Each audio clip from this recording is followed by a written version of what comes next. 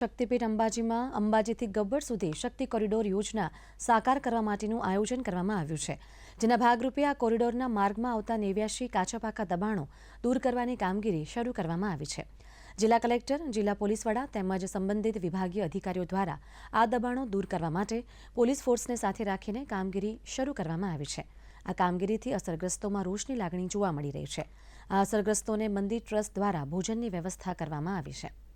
શક્તિપીઠ અંબાજી ધામમાં ₹1200 કરોડના ખર્ચે વિકાસની કામગીરીનો આજ કહી શકાય છે કે પ્રારંભ થયો છે। તે રીતે જેમ બેટ દ્વારકામાં વિકાસને લઈ જે જૂના દબાણો હતા, ગેરકાયદેસર બાંધકામ હતું, તેને દૂર કરવામાં આવ્યું હતું, તે જ રીતે શક્તિપીઠ અંબાજી ધામમાં પણ આપણે બતાવવા માગીશ કે જે પાકા મકાનો છે, આવા અનેક પાકા મકાનોનું ડિમોલેશનની કામગીરીનો પ્રારંભ કરવામાં આવ્યો છે।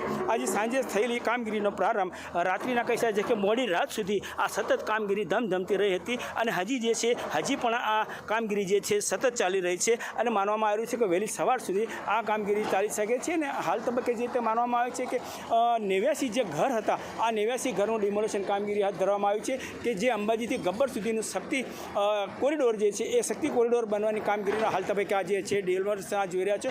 ત્યારબાદ જે 51 શક્તિપીઠ સર્કલથી અંડરગ્રાઉન્ડ બ્રિજ છે, હજી તેની કામગીરી બાકી છે। પ્રથમ તબક્કે આ શક્તિ કોરિડોર માટેની દબાણની પ્રક્રિયા પ્રારંભ થઈ ચૂકી છે। મહેન્દ્ર અગ્રવાલ, દૂરદર્શન સમાચાર, અંબાજી।